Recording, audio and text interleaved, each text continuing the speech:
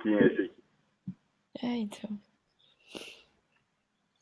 You are live. Salve, salve, empreendedores do Brasil. Sejam todos bem-vindos ao nosso webinar de ICOs e blockchain. Esperando agora todos entrando. 32 pessoas entraram, 38 subindo. Sejam todos bem-vindos, todas as pessoas que estão entrando. Estamos aguardando agora todos entrarem.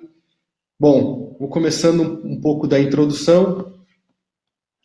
Eu sou Bruno Dekesh Seskin, diretor do Founder Institute Curitiba, falando aqui diretamente dos estúdios do Founder Institute Brasil em Júpiter. E a gente vai apresentar para vocês um pouco do que a gente tem visto no ambiente regulatório, o ambiente tecnológico, o ambiente econômico, sobre ICOs, blockchain e captações de recursos via tokens. Sejam todos bem-vindos, Christian, Túlio, Álvaro, Leandro. Pessoal, compartilhem o link nas suas redes sociais. Para quem quiser entrar de última hora, eu vou compartilhar aqui o link para todos vocês poderem compartilhar, a gente fazer um grande webinar e ter bastante gente presente.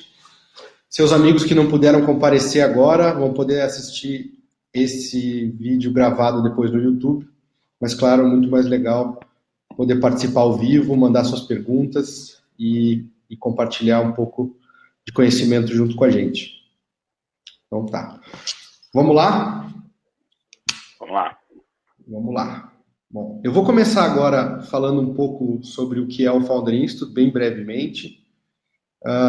Depois falar uma pequena e bem breve introdução sobre o que são ICOs e por que eles são importantes para vocês. E depois eu vou apresentar os nossos mentores e os nossos ilustres convidados dessa noite, o Manuel Lemos, o Bernardo Quintão e a Anne Chen, que vão falar um pouco do que está acontecendo no cenário de ICOs, blockchain e captação de recursos. Tá certo? Vamos nessa. Vamos nessa. Vou colocar aqui a minha apresentação.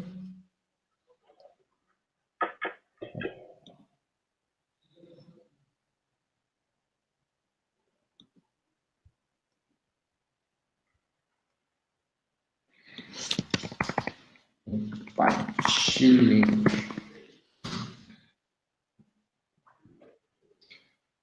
Vamos lá.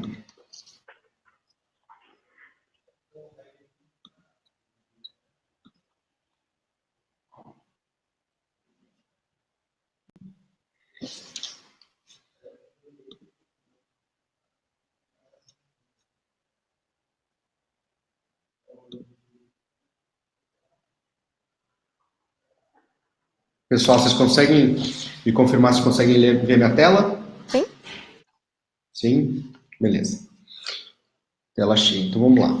Episódio número 2 do Brasil Blockchain Mastermind é uma série de webinars que nós estamos promovendo do Founder Institute, em conjunto com os nossos parceiros, para disseminar mais conhecimento sobre blockchain, sobre initial coin offers, sobre tokens, e como as novas empresas podem levantar fundos através da venda de tokens. Para vocês acompanharem um pouco da nossa série, vocês podem ir em fi.co/join/mastermind, e vocês vão ver um pouco dos próximos capítulos que a gente vai trazer para vocês. Vamos lá. Então, primeiro, quem somos? O Founder Institute é a aceleradora de ideias que ajuda os ou as fundadores ou fundadoras a lançarem negócios de tecnologia por meio de estrutura, orientação e uma rede global. Então, nós somos a aceleradora ou lançadora de startups com maior presença global, tendo formado já alguns milhares de empresas pelo mundo. Então, a nossa missão é globalizar o Vale do Silício, treinar empreendedores para construir empresas, criando 1 milhão de empregos no mundo. Então, a gente acredita que o Vale do Silício não é um local, o Vale do Silício é um mindset, é um modelo mental, e a nossa missão é globalizar esse modelo mental para que as pessoas possam criar empresas em qualquer lugar do mundo, a partir do zero, a partir das suas ideias, a partir de um negócio minimamente viável, um produto minimamente viável, a gente consegue ajudar as pessoas a lançarem suas startups aqui no Brasil com uma mentalidade global. Um pouco do que a gente conseguiu fazer no mundo e no Brasil, a gente está presente já em 175 cidades do mundo, são mais de 400 diretores ao redor do mundo, são mais do que 3 mil empresas graduadas, já formando uma rede global de mais de 10 mil mentores, e o valor criado por esse programa no Brasil, no mundo inteiro, ele já acumula um valor global de 20 bilhões de dólares em valor criado para acionistas. No Brasil, nós estamos há 3 anos, a gente está operando já em 9 cidades, indo para 11 cidades, são mais de 25 diretores e associados pelo Brasil, já graduamos mais de 90 empresas, uma rede de mais de 400 mentores no Brasil, e essas empresas graduadas juntas já levantaram mais de que 5 milhões de dólares. Então, a gente está conseguindo fazer empresas nascerem no mundo inteiro, a partir do zero, com um mindset global, e estamos conseguindo repetir esse fenômeno aqui no Brasil também. E no Brasil a gente enxerga que tem uma população extremamente empreendedora, é uma das maiores economias do mundo, com abundância de capital entre o nosso povo, e a gente ainda enfrenta alguns problemas de burocracia, corrupção, altas taxas de juros, e uma das coisas que mais impede o empreendedor de estágio muito inicial a lançar o seu negócio, muitas vezes é a captação de recursos em estágios iniciais, e a gente enxerga que as altas taxas de juros contribuem um pouco para isso. E eu acho que o tema da noite aqui do webinar é justamente falar sobre como que você pode captar recursos globalmente a partir do Brasil, fugindo desse funding gap que a gente tem no Brasil. Então, por isso, esse tema para nós ele é muito relevante, falar sobre ICOs e falar sobre blockchain, como levantar recursos globalmente através de venda de tokens.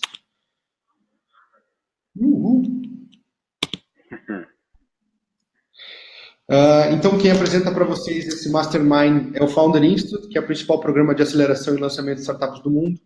Jupiter, que é a plataforma de ecossistema para ajudar a encontrar, financiar e lançar as startups do futuro. E Redpoint Ventures, que é uma empresa de capital de risco, um fundo focado na internet, com um mindset realmente global, vindo do Vale do Silício, né, com os parceiros Redpoint e Ventures. Isso aí.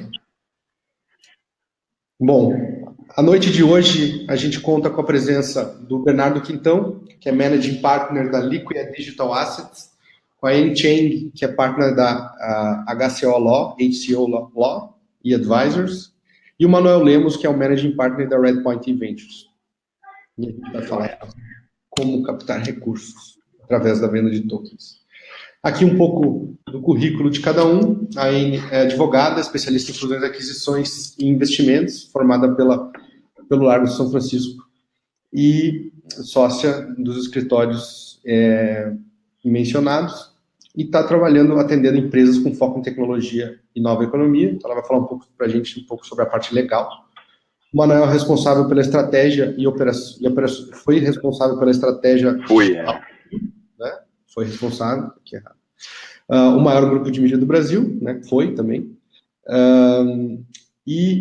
Foi fundador de algumas diversas empresas e produtos tecnológicos, e hoje é um dos principais investidores de capital de risco do Brasil, atuando na internet. E o Bernardo é apaixonado por startups, blockchain, política, mercados financeiros, tem um grande histórico aí no trabalho de mercado financeiro, captações de recursos, e hoje está trabalhando diretamente com as criptomoedas, e vai falar para a gente um pouco o que eles estão fazendo. Bom, para encerrar a parte do Founder Institute, quem quiser saber mais, entre em fi.co. A gente está com matrículas abertas em Londrina e Maringá, que estão recrutando novas turmas. Em Porto Alegre, estamos recrutando novas turmas. Brasília acabou de passar o deadline, mas a gente já tem uma chance de entrar. Aliás, desculpe, de setembro agora é o deadline, então tem mais um mês ainda para se inscrever. Curitiba está começando uma turma nova na semana que vem, então as últimas pessoas que fizeram os testes ainda vão poder se inscrever. E em breve a gente vai estar abrindo turmas em Joinville e Salvador. E o anúncio que a gente tem para falar para vocês é que a gente está abrindo o Brasil Blockchain Mastermind Fellowship, que é uma bolsa gratuita para participar do Founder Institute em qualquer cidade do Brasil, com o link acima, que é o fi.co/join/mastermind. Você pode concorrer a uma bolsa gratuita para participar do nosso programa, porque a gente tem muito interesse em acelerar empreendedores que estejam trabalhando na área de blockchain e ICOs e também investir nelas em algum momento. Certo? Isso aí. É isso, da minha parte. Puxando a agenda aqui. Bom, então, por que os ICOs... Vou passar agora para o Bernardo, que vai se apresentar, vai falar um pouco para a gente o que são ICOs e por que eles importam para vocês, né? Como que você pode captar recursos na internet. É uma modalidade bastante inovadora. Bernardo, fala um pouco de você. Depois acho que a gente pode se apresentar, todo mundo pode falar um pouco de si, e depois a gente começa a apresentação oficial do Bernardo. O que vocês acham? Show de bola. Bom, para mim pode ser. Então, já me apresentando, que era o meu primeiro slide aqui. Eu tenho um passado no mercado financeiro, tive um escritório de investimento em Curitiba, onde, por coincidência, conheci o Bruno. Tive uma gestora, fiz 2 M&As, trabalhei com algumas operações de mercado, assim, durante uns 8 anos, até começar a me interessar muito por startup e tecnologia em 2013, mais ou menos a mesma época que eu descobri o Bitcoin, blockchain, e aí é uma jornada, né, de estudo e entender a tecnologia, os impactos da tecnologia. Eu fiquei aficionado durante alguns meses, não fazia mais nada além de estudar Bitcoin e blockchain. Acabei me envolvendo bastante com o mercado de startup e a comunidade local em Curitiba e no Brasil, organizando Startup Weekend, montei uma rede de investidores anjo, tive um espaço colaborativo focado em startups na cidade e investi em algumas empresas de tecnologia, algumas startups na época. Tem algumas empresas ainda que eu ainda tenho no portfólio, inclusive um sistema de uma plataforma, né, um sistema para exchanges de Bitcoin, e foi quando eu comecei a comprar criptomoedas, Bitcoin, e entrar em alguns ICOs. Na época, não se chamavam ICOs, né, se chamavam mais de crowd sales ou altcoins, enfim, entrei de Ethereum no crowd sale de Ethereum lá em 2014, então venho acompanhando o mercado desde então, às vezes um pouquinho mais distante, mas desde o ano passado, em tempo integral, faz 1 ano que eu estou trabalhando full time aí com cripto, especificamente na área de security tokens. Então, acho que uma introduçãozinha rápida minha é essa. Vou passar a bola aí para a Anne e para o Manuel.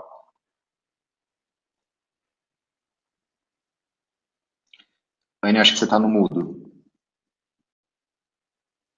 O que seria de mim sem você, tá vendo? Meu nome é Anne, sou advogada, como acabaram de comentar. Meu background inteiro é em fusões e aquisições, M&A, especificamente. Eu trabalhei um tempo na supervisão de mercados com o Marcelo Deschamps, que está presente entre nós no chat. Então, olá, Deschamps, tudo bem?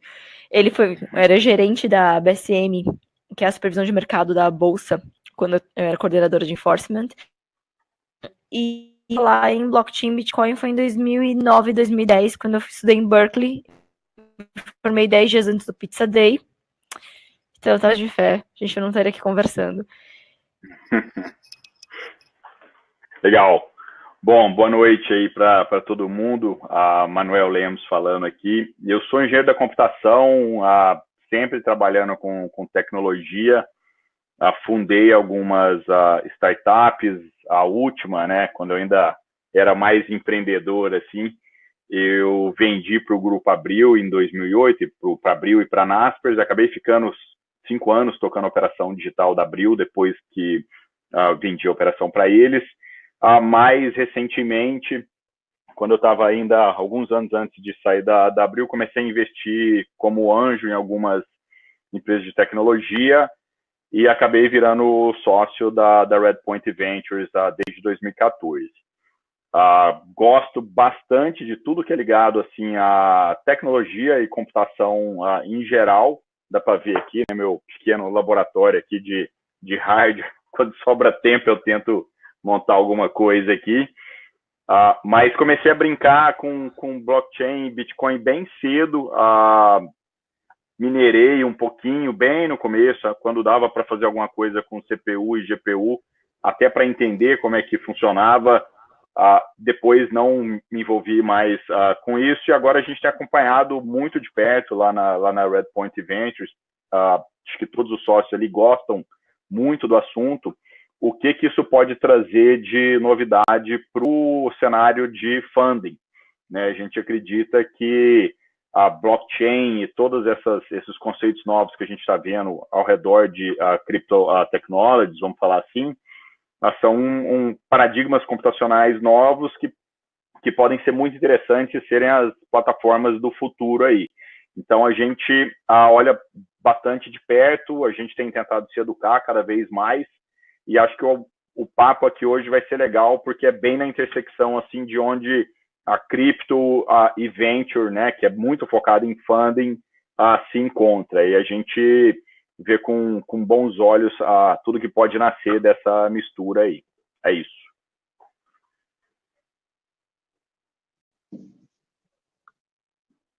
Beleza? Show, beleza. Eu tirei do mudo aqui, então eu volto na apresentação aqui. Deixa eu passar os slides só para... Deixa eu ver se está funcionando. Vamos lá. Acho que tá. Bom, beleza. Já. Desculpa aí, pessoal, pela falta de tato aí com design, com a apresentação. Eu realmente estou muito focado no projeto que a gente está fazendo, não estava com tempo de fazer uma apresentaçãozinha bonitinha, tá? Então deixei um Dogecoin ali para tentar deixar um pouquinho mais palatável a nossa apresentação. Mas acho que começando a falar um pouquinho do assunto, eu quis pensar em um pouquinho de histórico, né, de ICOs, de volume, e, enfim, trazer alguns dados para vocês. Eu acho que o principal dado que eu queria dar é esse slide que eu tirei de um research da ICO Rating. Então, se alguém quiser ter acesso a esse research, pode entrar em contato comigo, enfim, pega meu contato aí, depois eu colo no chat o contato para mandar esse research, que é bem legal.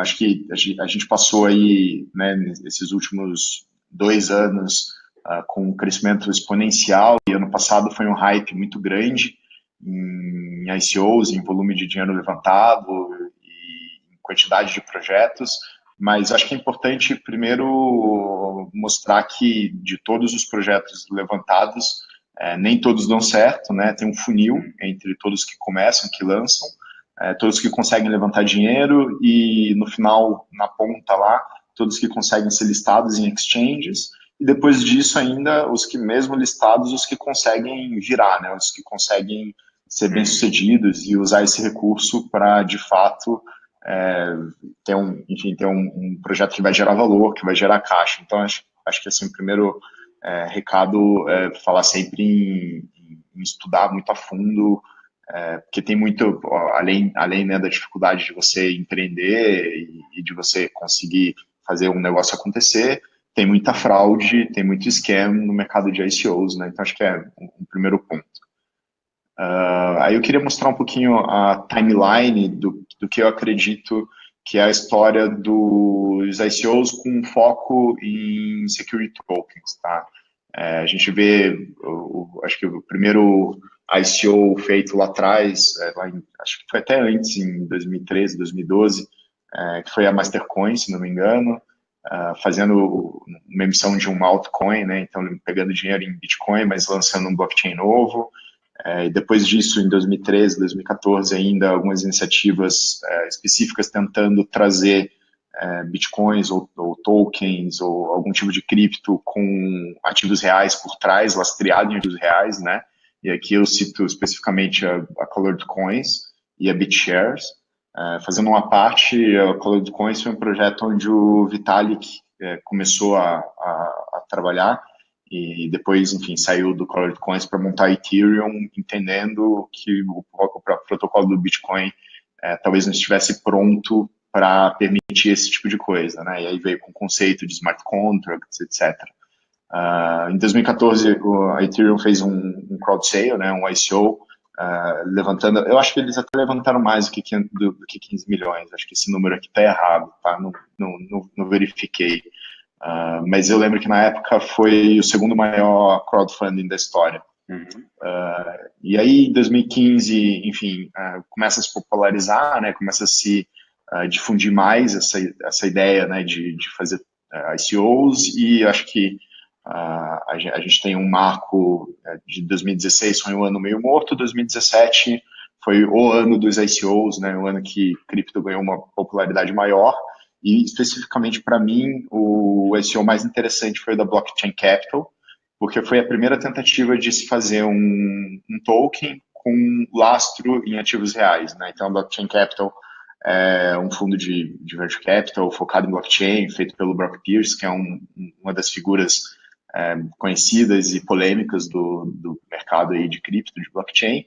E ele captou, se não me engano, foi o terceiro fundo deles, ele captou um pedaço em Bitcoin, né, em cripto, mas ainda com alguns problemas, né? Então, acho que foi quando se começou a se discutir e a se trazer os problemas de você linkar ativos reais com cripto, né? E aqui eu já entro, acho que vale a pena entrar nesse pequeno detalhe, que é você respeitar a regulação e respeitar principalmente as leis e tratados de lavagem de dinheiro e contra financiamento ao terrorismo, né, que no mundo se giram em torno de duas, que é a FATCA e a CRS.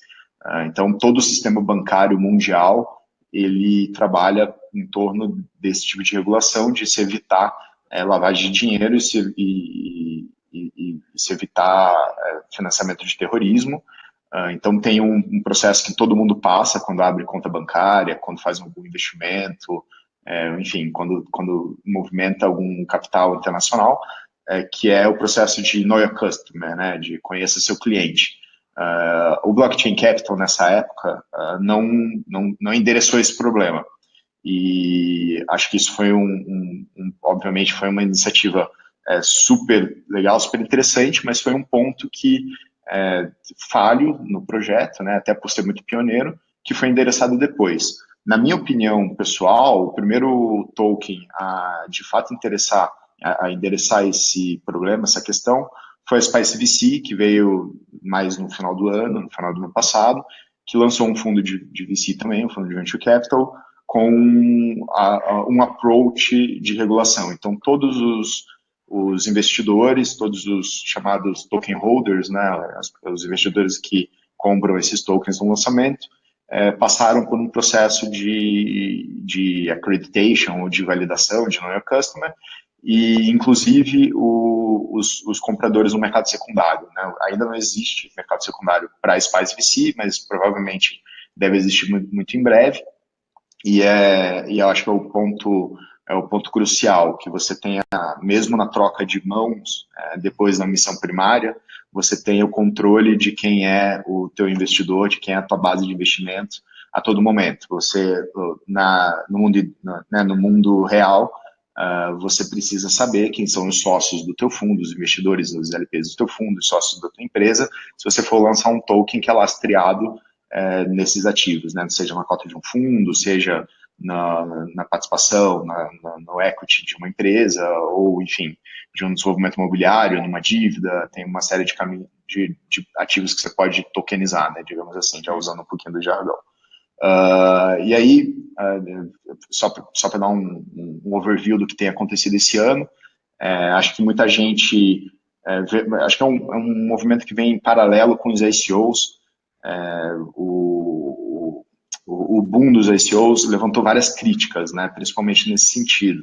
E aí o mercado começou a entender que você precisa de algum tipo de regulação, você precisa respeitar algumas leis se você caminhar para ofertar ativos que tenham lastro em alguma coisa real, em algum ativo real, né, para você ofertar tokens ou criptomoedas que tenham algum lastro em ativos reais.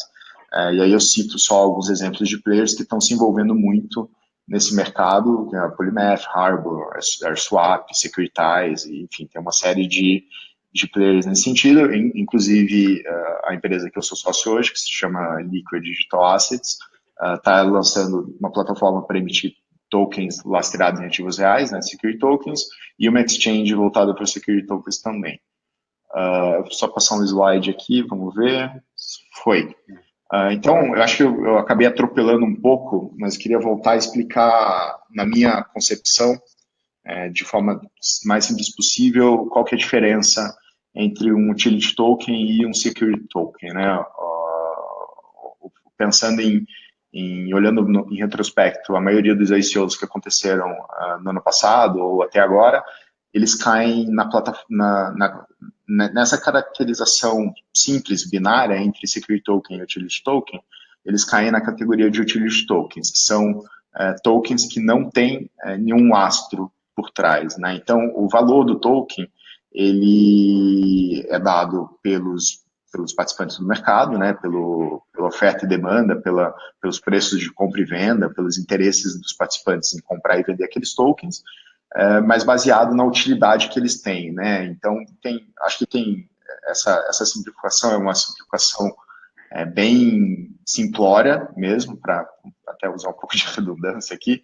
Tem N outras características que a gente poderia explorar mais, como protocolos, enfim, acho que tem outras subcategorias em utility tokens também, mas em linhas gerais, eu estou categorizando aqui entre tokens que têm um lastro em ativos reais, que são em securities, e tokens que não têm lastro em nenhum ativo real, que são os utility tokens. Então, o utility token em geral, né, o mercado vai tentar analisar e vai tentar dar preço nesses tokens pela utilidade dele num determinado mercado, numa determinada plataforma, numa determinada comunidade, ditada pelo próprio smart contract que ele está sendo emitido, né? ou se ele for um protocolo, pela própria utilidade do protocolo. Então, acho que é importante separar isso na ótica da funcionalidade do token, né? Já o security token, ele representa o lastro que ele tem em algum ativo, né? Então, ele, de fato, ele não tem, provavelmente ele não tem outra utilidade a não ser representar aquele ativo underlying, né, que está por trás dele, né? Então, se for uma participação, uma cota numa empresa, uma ação de uma empresa, ele está representando apenas aquela posse, aquela propriedade, né? Acho que essa é a principal diferença para a gente começar a discutir. Tem gente que confunde porque acha que se você pegar um utility token e durante o processo de ICO você fazer um processo de Know Your Customer, você rodar um processo de conhecer o cliente ou de lavagem de dinheiro, automaticamente esse token se tornaria um token utility, o que não é verdade, né? Para se tornaria um token security, o que não é verdade, porque para se tornar um token security, ele precisa estar lastreado em algum ativo real. E aí acho que vale até fazer uma parte aqui, é outra discussão, né? Se você pode emitir um utility token e não pegar as informações de quem está comprando os seus tokens, ou se você de fato precisa saber quem está comprando os seus tokens e ter algum tipo de governança, transparência para quem está te mandando dinheiro, né? Então tem uma série de formatos, uma série de opiniões e acho que depende muito do país que você estiver emitindo o seu token ou fazendo o seu ICO, você vai ter que se preocupar com mais ou com menos regulação, enfim, tem uma série de detalhes que acho que numa primeira conversa abrangente não vale a pena entrar. Então acho que ficou um pouquinho mais claro, assim, espero que a gente comece com essa distinção clara. E aí, o próximo slide é para tentar trazer um pouco de o que são, né, os security tokens e por que faz sentido emitir um security token, né? Então, acho que o security token, a graça dele, né, a vantagem dele, é você poder ter um acesso global em ativos que geralmente são muito localizados, né? Então, quando você compra uma ação da Petrobras, por exemplo, na bolsa, através de uma corretora ou de um banco, você precisa estar no Brasil, ter uma conta em real, precisa fazer o cadastro no banco. Se você for um investidor estrangeiro, você precisa ter um representante no Brasil, abrir um custodiante brasileiro, enfim, tem uma série de burocracias. Isso vale para o mundo inteiro, né? Para você, como investidor brasileiro, comprar uma ação da Tesla, da Apple, do Google, você precisa abrir uma conta nos Estados Unidos, numa corretora americana, enfim, para você, de fato, ter aquela ação.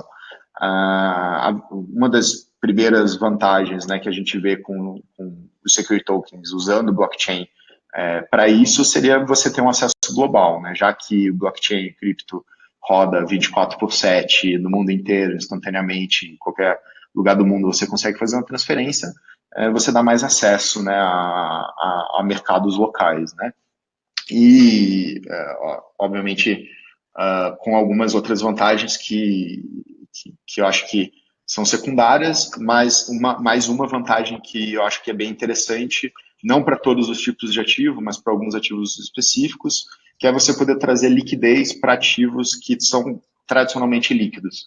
Então, para a gente manter aqui dentro de casa, já que o Manuel está no webinar também, um fundo de Venture Capital, o Manuel pode comentar, obviamente, melhor do que eu, mas um fundo de Venture Capital, ele vem com um lock-up, né? Ele geralmente, você investe, você vai ter que ficar travado no fundo durante um período de 5, 7, 10 anos, onde o administrador do fundo, o gestor do fundo, vai pegar esse dinheiro levantado, vai selecionar as empresas, vai investir, e quando tiver saídas, né, quando essas empresas crescerem e forem vendidas, ele vai retornar o dinheiro para os investidores, né? Existem algumas iniciativas no mercado de cripto. É isso, né, Manuel? Falei alguma besteira? Acho que assim, até existem mecanismos para sair, mas em geral é um problema quando isso acontece, né? Porque o fundo foi desenhado com aquele commitment inicial em mente e ele vai montar sua estratégia de investimento a partir dali. Então, normalmente, quando um investidor do fundo, que a gente chama de LP, né, o Limited Partner, decide não continuar ali, não é um negócio que tem um mercado super líquido para o cara sair, acaba sendo penalizado, tem uma série de consequências. Então, o cara que entra, ele já entra sabendo que o dinheiro vai ficar, uma vez chamado, 6, 7, 8, normalmente os fundos têm duração de 10 anos, até ele começar a ter a liquidez ali. É isso aí mesmo. Exato, show de bola. Valeu o bate-bola aí. Acho que até foi um dado que eu levantei esses tempos atrás, numa dessas plataformas que faz negociação secundária de participação em fundos de venture capital, private equity, em geral custa 10% para você poder vender a participação, 5% do comprador, 5% do vendedor, e aí tem esse papel que a plataforma ou a empresa faz de middleman, né, de intermediário, que é uma das vantagens do cripto, de usar blockchain, é que a blockchain funciona muito como uma plataforma aberta, né, que dá mais acesso, dá mais liberdade para as pessoas. Acho que a gente poderia ficar horas aqui só falando das vantagens e vantagens secundárias, mas eu vou tentar passar um pouquinho para a gente agilizar um pouco o webinar. Outros ativos além de venture capital, acho que já de cara seria real estate, seria participação direta em empresas. Tem gente fazendo tokenização de arte, né, de artigos de luxo, dívidas, bonds, né, até semana passada foi a primeira negociação de um bond do governo da Austrália, feito totalmente em blockchain, direitos de propriedade intelectual, etc. E aí, para finalizar o meu speech aqui, eu queria comentar um pouquinho da experiência que a gente está tendo em fazer um security token, né, em ofertar um security token no mercado, de mais ou menos como é que funciona o passo a passo de estruturar um projeto desse, né? Então, em geral, simplificando, são 4 pontos, né? Você precisa ter uma super equipe de advogados como a Anne, especialista em blockchain, entendendo a regulação, entendendo a jurisdição que você vai escolher para fazer, onde você pode ofertar, onde você não pode ofertar, como que você faz para receber de fato os investidores no teu token, como que você dá garantia para os investidores de que eles realmente têm posse ou têm direito sobre aquele ativo que você está vendendo, enfim, tem uma série de desafios jurídicos. O segundo passo, na minha opinião, é a tecnologia, então você vai precisar ter uma equipe ou uma empresa que faça o desenho do teu token, né, que faça o código do smart contract, né, do teu token, que faça toda a plataforma de lançamento e de negociação desses ativos, enfim, tem uma série de desafios tecnológicos que, especificamente no caso de security tokens, passa por manter o controle de compliance, né, o controle de todos os token holders a todo momento, e que não é simples, não é trivial, então é importante especificamente no mercado de security tokens, e que, obviamente, falando em tecnologia blockchain, que é dinheiro virtual, né, em segurança. Então, a gente tem casos de hacks e dinheiros, né, e tokens e criptos perdidas porque a segurança na internet, todo mundo sabe, não é nada fácil, né, muito velho oeste, terra de ninguém. Então, eu recomendo ter uma equipe bem atuante e bem especializada nisso. Aqui, especificamente no Brasil, o pessoal que a gente tem trabalhado é o pessoal da Uzu, estou aqui fazendo um merchan, porque eu estou no escritório deles aqui em Curitiba, usando a internet deles, fazer um merchan aqui para o pessoal da Uzu, a gente confia bastante no trabalho deles. Terceiro item, o Sales and Trade, o Sales and Marketing, né? Que é, de fato, você conseguir levantar o dinheiro do teu ICO, né? Acho que é o objetivo principal, você conseguir fazer o funding ser bem sucedido, e é um grande desafio, principalmente pensando que você precisa captar de vários países do mundo, com várias línguas, 24 horas, 7 dias por semana, em fusos horários diferentes, em desafios diferentes, regulações diferentes. Acho que uma base grande, né, hoje tem ICOs com milhares, centenas de milhares de participantes, então comunidades grandes, gerenciamento dessas comunidades é um super desafio, né? E por último, o trading, como voltando um pouquinho no nosso primeiro slide, nem todos os tokens conseguem ser listados, então acho que é um grande desafio hoje você conseguir de fato listar um token numa exchange. Tem casos, né, de exchanges que cobram milhões de dólares para listar um token, e tem casos de exchanges que não cobram nada, mas vão fazer um due diligence, né, uma diligência, aí, um estudo se o teu token, se a tua cripto de fato tem alguma utilidade, tem algum valor, e vale a pena ser listada para aquela exchange, porque vai gerar valor para os usuários dela, né? Então tem um trade-off nessa área de trading. Para finalizar aqui, que eu acho que eu já até estourei o tempo, é isso, minhas primeiras considerações, mas acho que a gente pode evoluir muito a partir das perguntas aí, depois das apresentações da Anne e do Manuel. Obrigado, pessoal, vou voltar para o mudo aqui. Joia.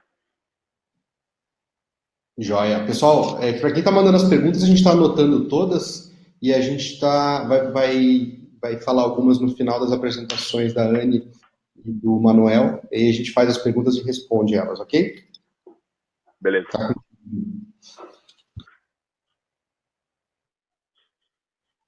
Bom, acho que agora estamos com a Anne. Isso, tô aqui brincando com os slides.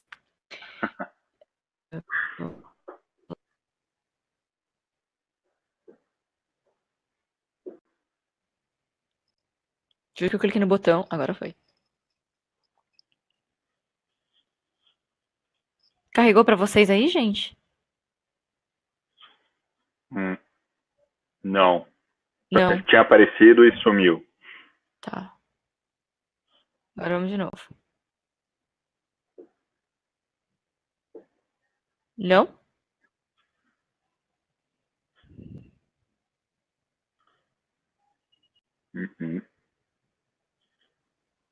Não.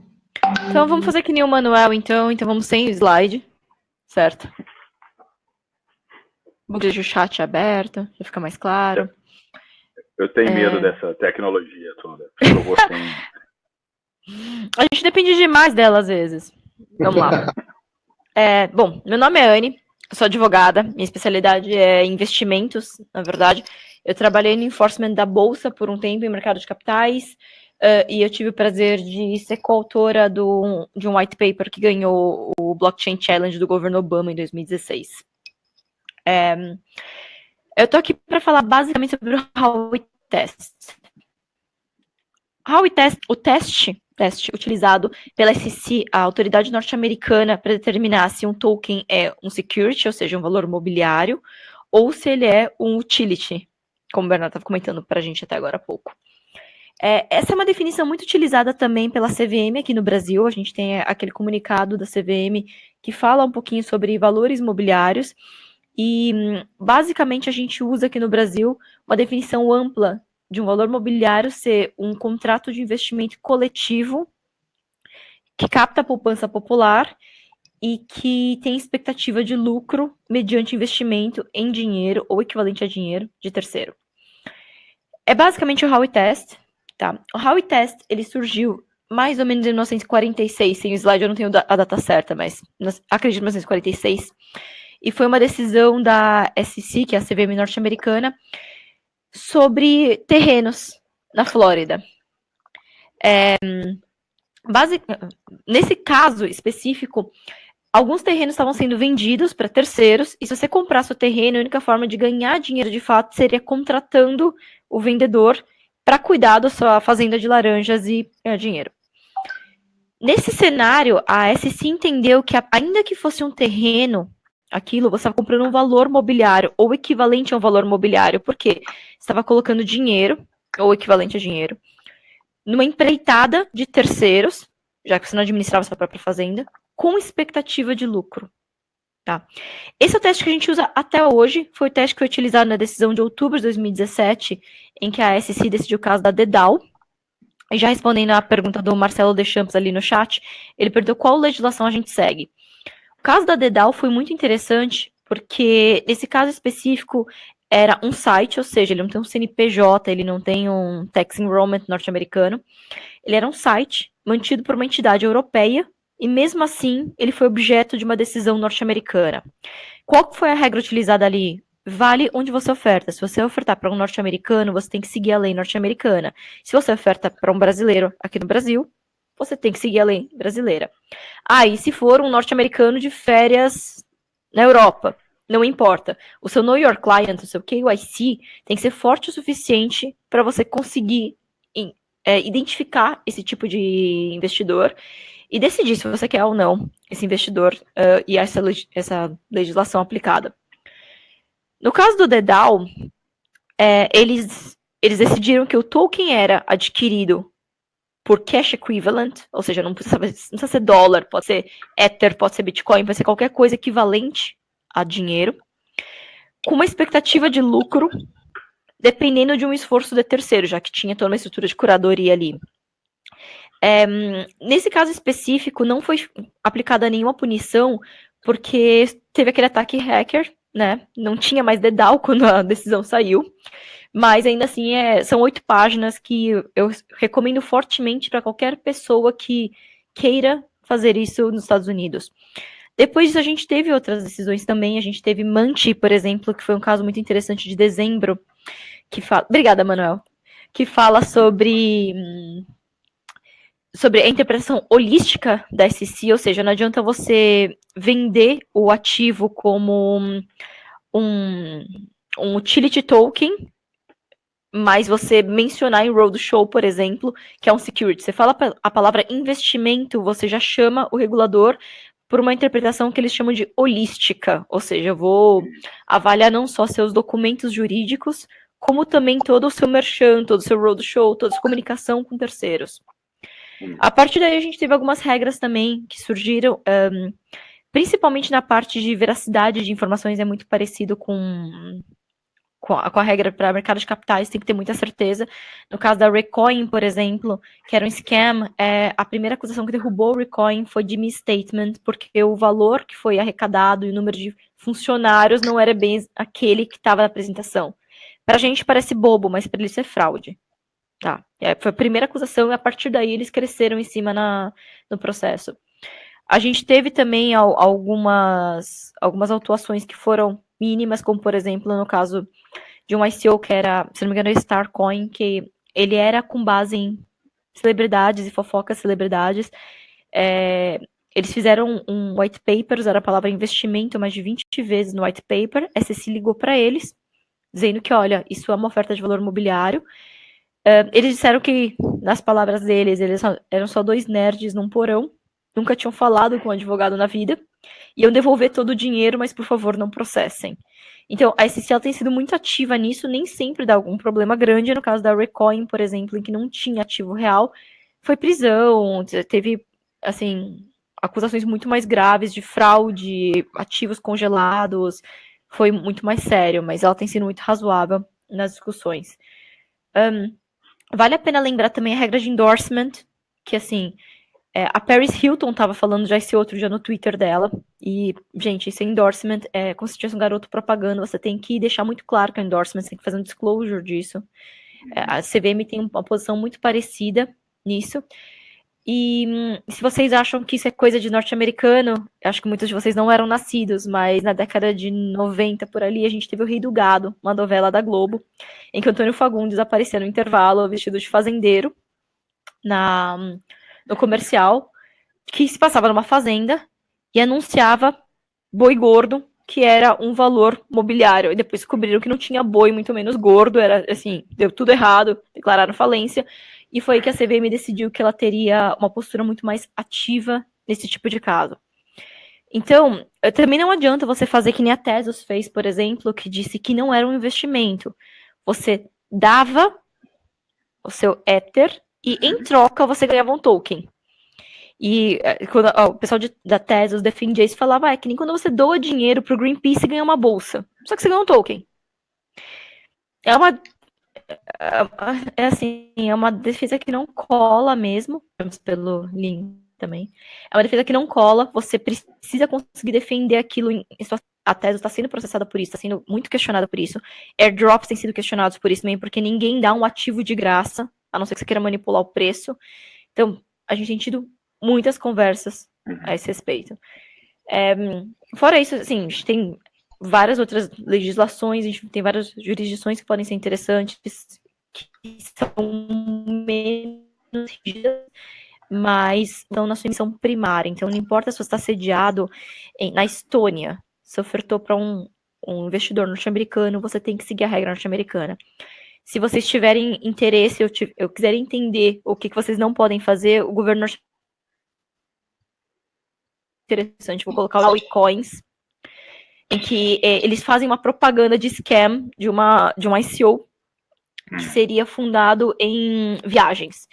E lá eles te mostram por A mais B o tipo de comercial que você não pode fazer, o tipo de coisa que você não deveria acreditar, como, por exemplo, retorno garantido, ou coisa muito... Sim, você poderia fazer um ICO no Brasil, seguindo a regra de crowdfunding, tá? A regra CVM, por enquanto, é essa, mas sim, você pode fazer se for um security token, você não aplicava no momento, porque, teoricamente, é dispensado de regras de emissão, mas o caso é decidido 1 a 1, tá, Heitor? Então, depende muito do seu token, especificamente, como ele é apresentado. A gente já teve casos de utility tokens que claramente eram utility token, e mesmo assim a dificuldade que a CVM colocou foi tão grande que o emissor teve que sair do Brasil. É um dos pioneiros que a gente tem no mercado. E teve que ser feito pela Estônia, esse caso. Dúvidas, gente? Você coloquem perguntas ali. Eu vou encerrar até porque a minha parte é mais chata, passar para o Manuel, que todo mundo vê que vê o manual, não é? Então ele vai contar para vocês como fazer dinheiro com isso. Lembrando, né, Anne, que pela regra já aqui do crowdfunding não pode ter negociação no secundário, né? Então teria que Exatamente. teria que dar uma licença para isso. Exatamente. Só lembrando que, assim, se você quiser fazer uma secundária de valor mobiliário, e seu token é considerado um valor mobiliário, você tem que seguir a regra de valor mobiliário, que é uma corretora, por exemplo. Hoje a gente não tem nenhuma ativa nisso, tá? Esperamos ter em breve, a gente tem a Bumesp, que é a Bolsa de Moedas, com o Nióbio, que planeja ser a primeira, mas a gente não tem nenhuma que tenha isso no momento. Só lembrando também que é difícil, tá?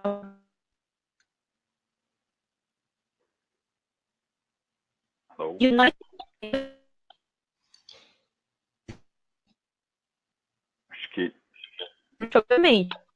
É um teste que a gente já faz hoje. O motivo, que é o nome bonito da intenção do investidor, da intenção da pessoa que está comprando, do público que está sendo ofertado, conta muito para a determinação da natureza do token.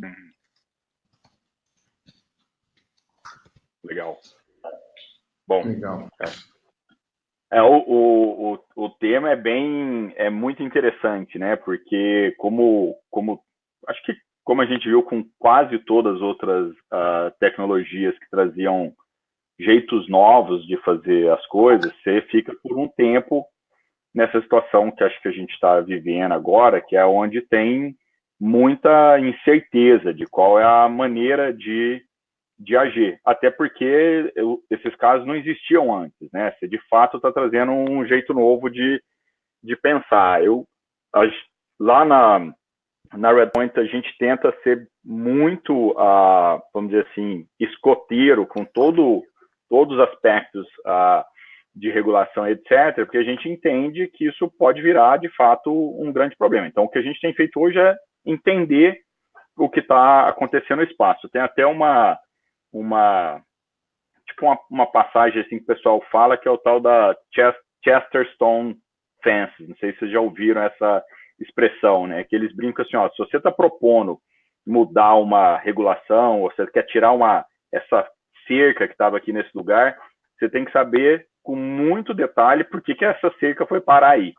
Sim. Porque a regulação, as leis, todas essas coisas, elas existem por uma razão, né? Elas foram sendo criadas ao longo dos anos, foram ficando de pé para evitar que um monte de problemas acontecessem, de fraude, de gente que não tinha sofisticação suficiente para entender um certo, vamos dizer, ativo, ou entender um certo tipo de investimento, não cair num golpe de alguém que quisesse aproveitar. E isso nesse momento a gente está vendo que tem de tudo, é velho oeste. Agora, o que deixa a gente animado com o desenho todo é que, de fato, à medida com que essas coisas forem sendo clarificadas, vamos dizer assim, que já existirem os patterns, né, os padrões, qual a melhor maneira de você fazer uma emissão de um security token ou de um utility token, onde, à medida que as regulações e as legislações também forem se adaptando, tudo indica que você vai ter uma liquidez muito maior nos mercados de funding, que é o que a gente gostaria que os empreendedores tivessem acesso. É óbvio que hoje, por exemplo, se você olhar no Brasil, ou mesmo fora, tem muita empresa boa, tem muita ideia legal que acaba não sendo financiada, por N razões, né? Porque a oferta de capital é menor do que a demanda, acho que essa é a primeira e a maior de todas, mas você também tem situações de que não é um mercado perfeito, então nem sempre o bom empreendedor conseguiu chegar e falar com um investidor que tinha aderência com aquela tese. Então, com isso, um monte de projetos que não seriam financiados vão passar a ser financiados. Mas, de novo, mesmo pegando esse caso, a gente tem que voltar a entender por que os controles existem. Porque imagina o seguinte, você fala de venture capital tradicional, a mortalidade de projetos é absurda, né? A gente olha na Redpoint, por exemplo, a gente olha, sei lá, centenas, milhares de projetos, literalmente, por ano para investir em 6, 8, quando a gente está em período de investimento. E mesmo desses que passaram pelo funil, tem uma mortalidade grande. Imagina quando você não tiver controle nenhum e o funding for totalmente abundante. É claro que tem um monte de impactos. O que a gente acha que vai ser interessante é ter uma ferramenta a mais para os empreendedores a buscarem a captação, que eu acho que vai ser bem legal, que acho que é um pouco do que o pessoal lá do BR11 está fazendo. Um projeto super legal, que vai levantar, através da emissão de um security token, fundos para um conjunto de startups, praticamente um portfólio formado. Né? Então, esse tipo acho que hoje está até numa categoria assim, de experimento, né? Tem muita coisa ainda sendo discutida, eles acabam trazendo muita liquidez para o mercado. E agora, tem um monte de resposta que a gente ainda não sabe. Como é que ficam, por exemplo, uma startup que fez uma emissão, fez um ICO, por exemplo, pegou um montão de dinheiro prometendo um projeto lá na frente aqueles tokens que ela ainda tem para emitir tem um valor gigantesco, e ele agora tem que tomar uma decisão maluca, que é, vende mais token, por exemplo, para contratar developer, vai fazer o preço do token cair, porque ele está desovando o token no mercado, ele segura não ter os developers e não desenvolve. Então a gente começa a se ver de frente a dilemas que também não existiam antes. A gente vai ter que entender os mecanismos para isso. Agora, como ferramenta, a gente vê com muitos bons olhos. Quando, por exemplo, começou o crowdfunding no Brasil, a gente fez questão de participar de um projeto de crowdfunding, na época, lá no... foi a Bog, né? Agora virou Cria, né? Era a outra plataforma, esqueci o nome agora. Brota. E no Brota, exatamente. Justamente para a gente entender como é que seriam os mecanismos. E a gente entrou num momento que já tinha sido feita a clarificação de como é que era a regulação e etc. Estava redondinho o projeto. E do ponto de vista de funding, funcionou. Então, esse é o tipo de olhar que a gente está colocando no projeto, nesse tipo de tecnologia que está aparecendo para a gente. É uma mistura de tech e um jeito novo de trabalhar com a finance. Né? É porque até, só te interrompendo um pouquinho, Manuel, é porque o que as pessoas têm que entender também é que, assim, hoje, quando eu invisto no ICO, meu ticket é muito baixo. É diferente de um investidor que tem que fazer auditoria, para colocar ali um valor alto. As pessoas colocam um ticket muito baixo. Então, o risco é muito pulverizado. Então, é por isso que é fácil captar. Só que, ao mesmo tempo, a gente tem tido algumas discussões que a gente já tem no Venture Capital há um certo tempo sobre lockup, por exemplo. Porque uma vez que você consiga captar 400 milhões, como é que eu tenho certeza que você vai ficar no projeto e não vender seus tokens e ir para uma ilha? Então, a gente começa a trazer alguns instrumentos e, assim, parte da tese que eu defendo muito, que, enfim, é uma tese que Berkeley defende muito também, é que a gente precisa ver essa nova regulamentação com um pouco de cuidado, porque muitos dos instrumentos que a gente tem já são hábeis para isso. Essa discussão, se eu compro um terreno para ser um valor mobiliário ou ser um utility nos Estados Unidos, tem 70 anos. Aqui no Brasil ela é mais nova, mas, assim, a gente já tem algumas discussões que podem ser aplicadas sem precisar que a gente trate tudo como algum completamente novo. Quando eu estive em Brasília em dezembro para fazer o projeto de criptomoedas, o que eu defendi muito para o deputado Expedito, que acha que tem que ser criminalizado, é que, assim, crime, pirâmide, já é crime. A polícia já está aí para isso, entendeu? A tecnologia, ela não traz isso de forma inerente. Ela é só um meio. O Ponzi começou com selos. O Correio continua funcionando. Boi Gordo era na novela da Globo. A gente continua tendo novela até hoje.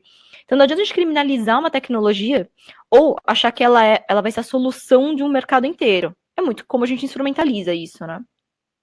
Eu acho que a gente está vendo coisas aos poucos se formando. Se você pensar o entendimento que tem de todos esses mecanismos hoje, e se comparar com o que tinha de entendimento, ou mesmo de regulação já em place há um ano atrás, estamos falando só de um ano, era um cenário completamente diferente.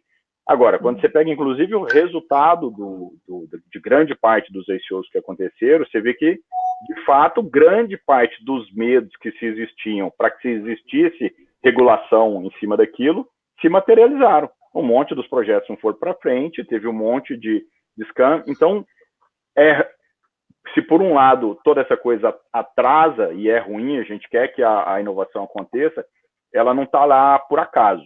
Acho que tem até uma provocação do Felipe aqui no chat, que é a história de criar um sandbox, né? Você criar vamos dizer assim, uma zona onde você possa ter um pouco menos de controle, justamente para deixar que algumas dessas ideias prosperem, até para que se aprenda como lidar com elas. E a gente está vendo isso acontecer, especialmente no mundo de fintech, no mundo inteiro. Você vê o que a UK está fazendo, o que a Singapura está fazendo. Eles têm já, para certas tecnologias, projetos de sandbox bem definidos. E a gente vê esse tipo de discussão por aqui também. Então, acho que esse é um ângulo, né? O outro ângulo é o ângulo de que a gente, como VC, a gente também fica também se perguntando o quanto disso vai mudar a indústria de venture capital, né? E aí a gente volta, especialmente o que a gente faz aqui é venture capital bem early stage, que é o que a gente faz lá na Redpoint, que é basicamente investimentos de seed, Series A e Series B.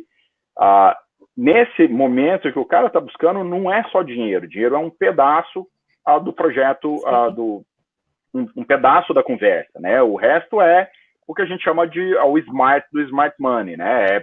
É hiring, é ajudar na estratégia, ajudar na operação, pura coincidência, acho que até mais by design, né? Na verdade, o nosso time lá é todo de ex-operadores, então todo mundo fundou a empresa, tocou a empresa, então isso vem junto com o dinheiro. Então, quando a gente vê essa história toda, a gente fala, ó, legal, eu acho que vai ser super joia do ponto de vista de liquidez, trazer mais dinheiro para a mesa, mas não necessariamente ele mata a todas essas coisas que acontecem no universo de venture. O que eu acredito que vai acontecer e vai ser bem legal é ver mais projetos sendo financiados. Acho que isso é muito legal, né?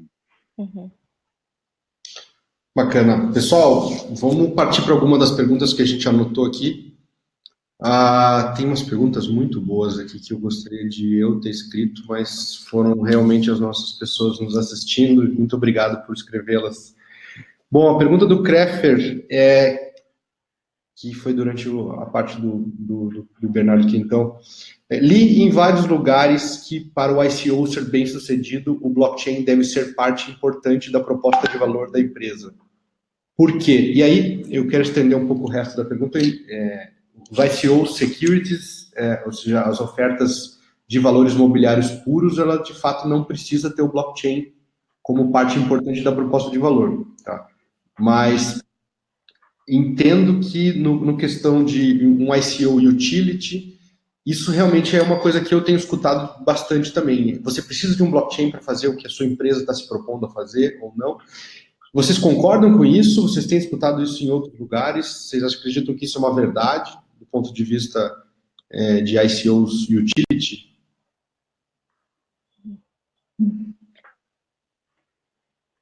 Bernardo voltou a nós?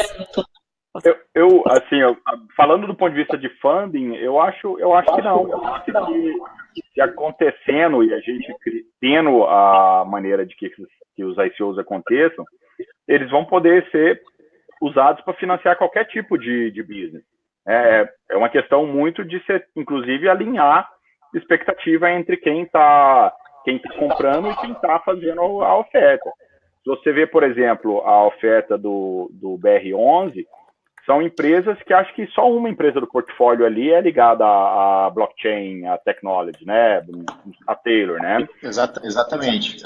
As outras 10 empresas, tirando a Taylor, são não related to blockchain, são empresas de serviço para e-commerce, fintechs, logística, enfim, tem um pouquinho de tudo. E especificamente num estágio que é difícil de captar no Brasil, né? Que é depois do anjo, depois do seed e antes do Series A, né? Um estágio que é meio nebuloso. Muitas dessas empresas têm uma dificuldade grande de sobreviver nesse estágio, né? Ela já tem um produto, já tem product market fit, está crescendo, mas precisa de uma força, precisa de uma grana para ganhar atração de verdade e poder fazer um Series A. Acho que assim, a gente vai ver consequências muito legais disso tudo, porque imagina o seguinte, hoje se você pensar até do ponto de vista do cara que é um funcionário dentro de uma startup, as startups muitas vezes usam a emissão de opções, né, stock options, para o cara poder participar do sucesso da empresa, é uma maneira de premiar os funcionários, reter, vira uma maneira de compensar eles também ali, mas isso não tem muita liquidez.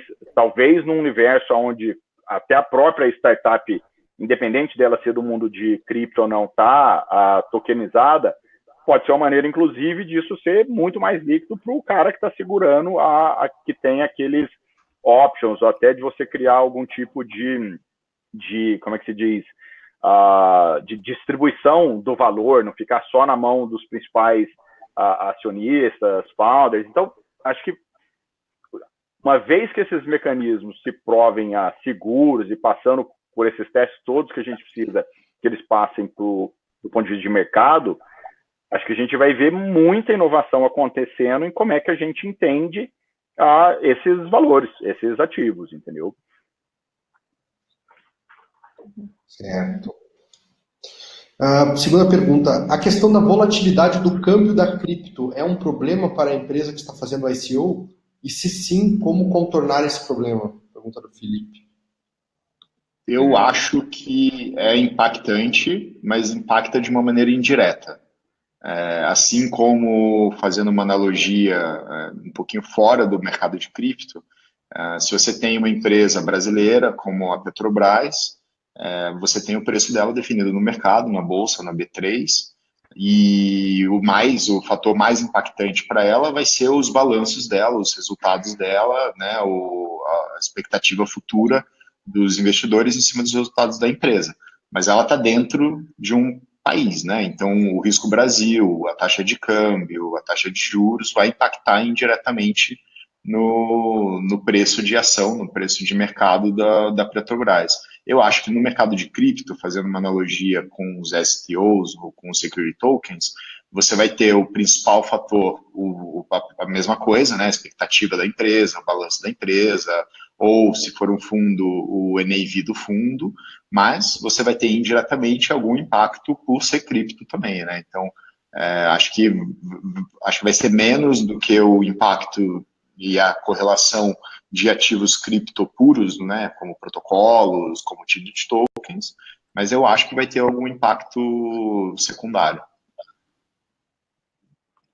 Acho que vai depender muito caso a caso, né, de como é que você tem uma questão de para que foi feita a emissão, né, aquela captação via cripto, e em que momento que aquele recurso vai ser usado.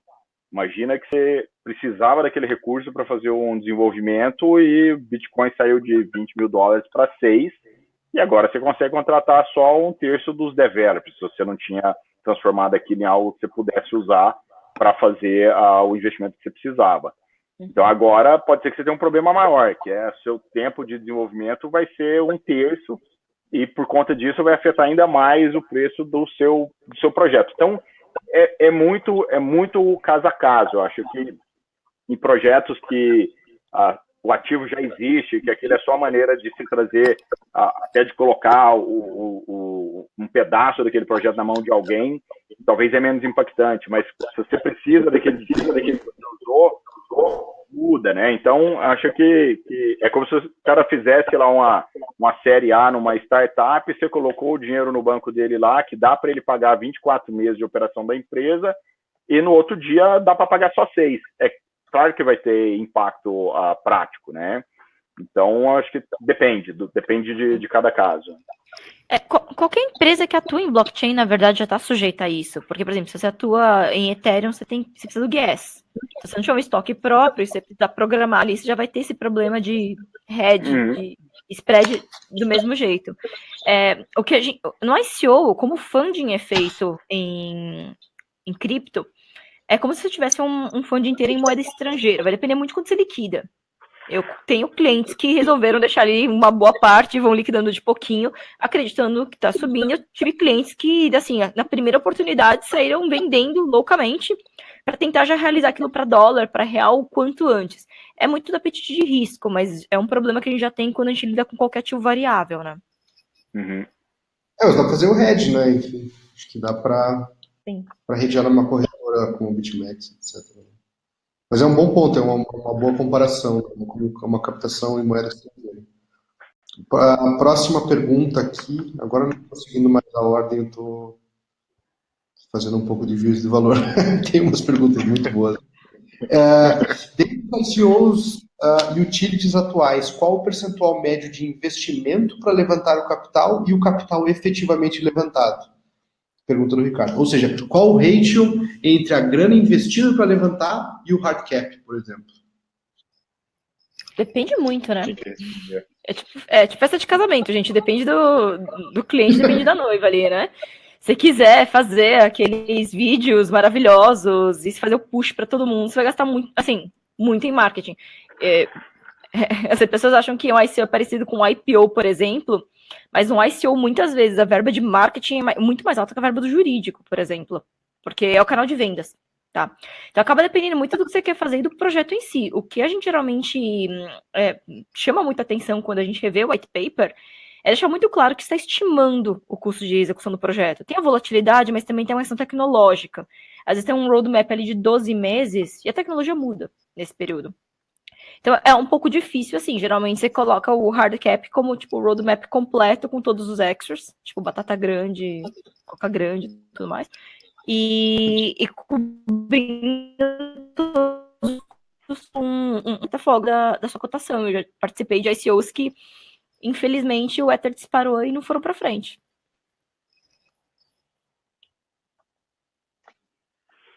Você acha que fica na casa dos 2, 3, 4% do volume total captado? Eu acho que fica na casa do 1 para 3. Gasta 1, levanta 3. Tipo isso. Antigamente, eu posso comentar isso porque o Breslau já comentou isso num evento aberto, tá? Então, informação pública. A Ripple estava estimando que eles gastaram, tipo, 10 a 15% do valor efetivamente arrecadado depois, mas era uma época em que você tinha uma concorrência muito menor para ICOs. Você tinha muito menos projeto no mercado, era mais fácil. Hoje, a ICO é tipo você tentar comprar roupa no shopping, tem muita variedade.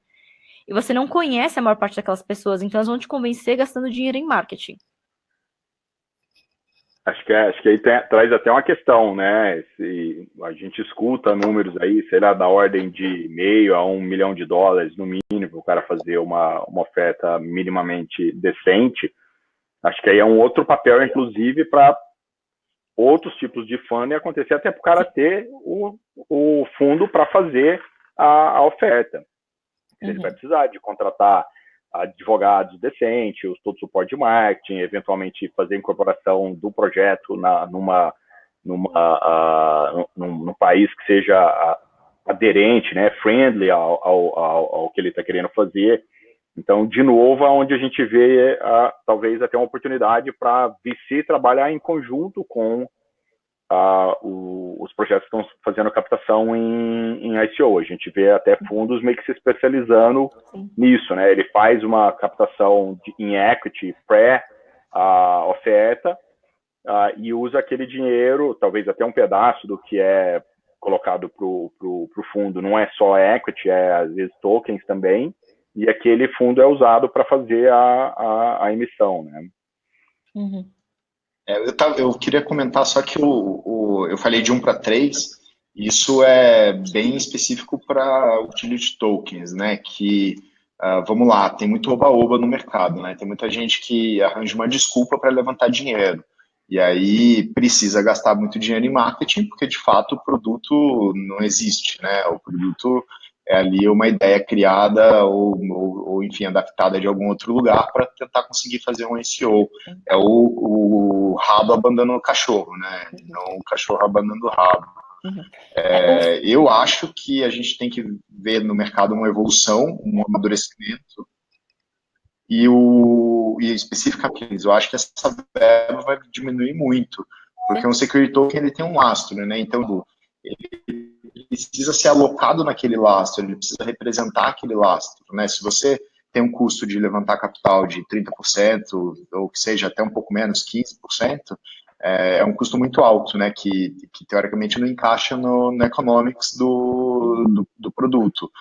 Por outro lado, você tem um produto que tem de fato um lastro e tem uma garantia, ou para não usar a palavra garantia, mas você tem uma confiança maior para o investidor de que o dinheiro que ele está botando tem uma chance maior de ser retornado, né? O risco não é o risco de uma fraude, não é o risco de um scam, é o risco daquele ativo de fato não vingar, né? Daquele risco que ele está comprando não virar, né? Acho que é o risco não sistêmico, né, do produto. Acho que isso é importante a gente começar a olhar no token allocation, deixar muito claro, como a Anne comentou antes, né, deixar muito claro quanto vai para cada coisa, né, e hoje tem uma lógica no mercado de cripto de que quantidade de gente em canal de Telegram é uma métrica, de que né, a quantidade de influenciadores que fazem divulgação do teu ICO é uma métrica, enfim, são coisas que no mercado de venture capital, obviamente, o Manuel sabe muito mais que eu, mas é a métrica errada, né? A quantidade de likes no Facebook não interessa muito perante a receita gerada, né? É o hype que não faz sentido, que não gera valor, né? Enfim, passar a palavra para a Anne. Não, eu ia comentar só, na verdade, que concordo com você, porque nesse caso, o hype ele é gerado no efeito manada na secundária, não no produto. Então, assim, é curto prazo versus longo. É que o Fábio fez um comentário ali de que ele participou de ICOs que não tinha KYC, não tinha whitelist, tinha nada disso. O risco é demissor, porque assim, você faz um ICO hoje, mas o processo pode vir daqui a 5 anos. Tesos está rolando aí e mostra para todo mundo que assim, não tem segurança. O ICO de sucesso não é aquele que capta. Tesos captou 200 milhões, uma coisa assim, 400, depende de quando é que você converte ali o Ether. Captou, não foi de sucesso, tanto que morreu o projeto. Se tiveram fizer um spin-off, aí tem uma discussão jurídica em cima, você tem 4 processos de fraude em cima, então assim, eu concordo muito com o que o Bernardo disse, no sentido de que a gente tem que tomar cuidado com as métricas. A métrica não é quanto você arrecada ou quanto está valendo na secundária, é o quanto o produto é viável e quanto tempo aquilo vai ter. A não ser, claro, que você seja um investidor puramente especulativo, que é o que importa para você realmente é se saiu na TV, se alguém tweetou a respeito, é social physics puro. Acho que a gente viu isso, né, de métricas, vamos falar assim, mais Venet, né, que a gente até chama hoje, métricas meio de vaidade, que não tem muita correlação com o valor do business. No começo da internet, era basicamente audiência, era a única coisa que se olhava, né, quantos projetos foram financiados aí sim por venture, não estamos nem falando de coisas mais modernas e novas como a ICO, mas você teve um monte de projeto que levantou um montão de dinheiro simplesmente porque tinha audiência. E pior, uma audiência comprada a um custo super caro e aqueles projetos não foram para frente. A gente, acho que concordo com o que foi dito aqui, a gente tem uma máxima lá que a gente fala que fundraising não é medida de sucesso, né, de uma startup.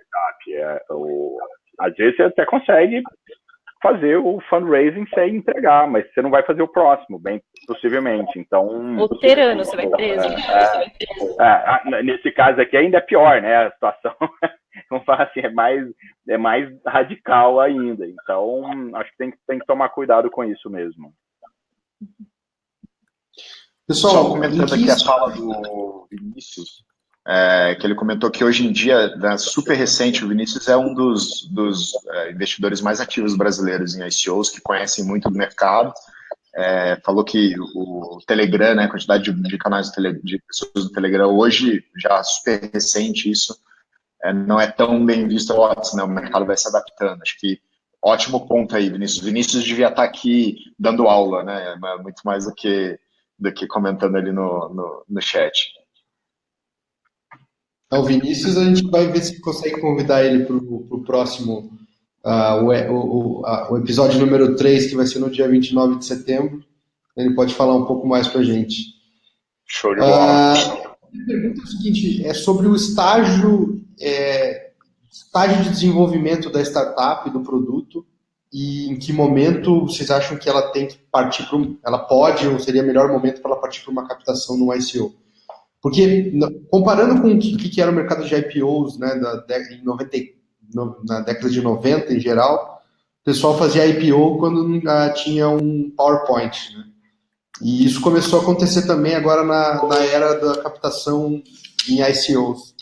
E aí a gente teve muita fraude, a gente teve muita coisa que não era nada mais do que um PowerPoint, e aí tem vários processos acontecendo. Então, eu tenho percebido uma certa tendência de startups captarem rodadas tradicionais por um pouco de tempo até ter o produto funcionando, e em algum momento ele parte para o mercado de abrir o seu próprio ICO.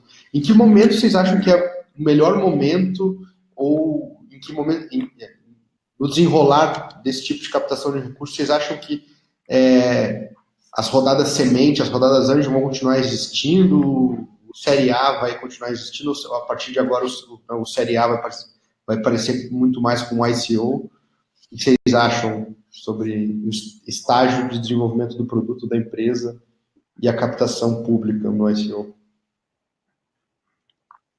Deixa pro Manuel, que é a eu nem posso assumir que eu tenho experiência prática com ICOs, né? Eu sou um curioso, vamos dizer assim, do assunto. Eu acho que a gente, por exemplo, lá, a gente tem uma pegada nossa, a gente não investe em projeto que é só ideia. Então, by design, ali a gente já não faria nenhum projeto que é só o PowerPoint, vamos dizer assim.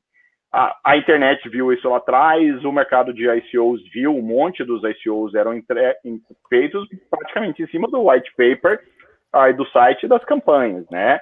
E são esses que muitas vezes não estão entregando nada. Você vai lá, não tem praticamente produto nenhum ainda. Então, eu acho que com o amadurecimento do mercado, a gente vai ver uma tendência a você fazer isso na hora que você tiver, de fato, algo para mostrar. Agora, talvez você vai precisar de fazer alguma captação mais tradicional para dar esse V0. Ou você vai fazer bootstrap, igual tem muita startup que faz. Tem startup que já faz diretamente uma série A, uma série B, sem ter passado por rodadas anteriores. Não é, acho que não existe uma regra aí, né? Acho que é interessante, assim, não sei se vocês viram uma pesquisa que a gente fez com o pessoal da Rock Content, do SaaSholic, sobre empresas de SaaS no Brasil, mas empresas de SaaS no Brasil tem um número grande de empresas que chegaram em perto de 1 milhão de receita recorrente, bootstrap total, sem ter feito nenhum tipo de captação, ou seja, essa é uma empresa que estaria muito bem posicionada para fazer uma série A sem ter feito seed round ou angel round. Ela poderia estar, em vez de fazendo uma série A, fazendo uma oferta de um secure token, por exemplo, ou fazendo um ICO, como a gente está falando. Então, eu acho até que tende a ficar mais robusto um projeto, uma vez que tem algo para você ver lá. Até porque é bem estranho você comprar um security que tem que estar ligado a um asset ali, se o asset não existe, né, de verdade. Acho que é meio antitese, assim, né? Mas acho que a gente vai ver amadurecimento aí do mercado. Acho que eu concordo plenamente com o Manuel, mas eu queria assim, a discussão por um ponto assim, de visão. Acho que a gente está num estágio de blockchain, ICOs, especificamente de security tokens, muito early ainda, né? Muito inicial ainda, muito engatinhando, onde todo mundo precisa passar por todos os desafios, né? Que foi o que eu falei, comentei rapidamente, que é resolver a parte de legal, resolver a tecnologia, resolver a parte de vendas.